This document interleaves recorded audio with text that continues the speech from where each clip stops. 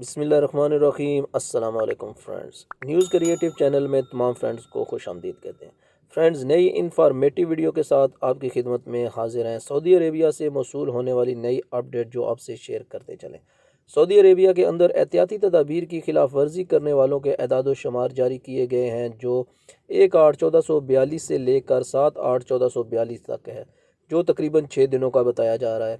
तो फ्रेंड्स, अभी उन इलाकों के नाम देख लेते हैं जिनमें मुखालफे आए हैं। सबसे पहले अल हदूद अल शुमालिया में 483, अल जोफ 1196, तबूक 608, हायल 656, अल शर्किया 3869, अल कसीम 1707, अल मदीनतुल मुनव्वरा 1318, अल रियाज 10,949, मक्कतुल मुकरमा 7,064, अलबहा 645, असीर 467, निजरान 90, जाजान 139।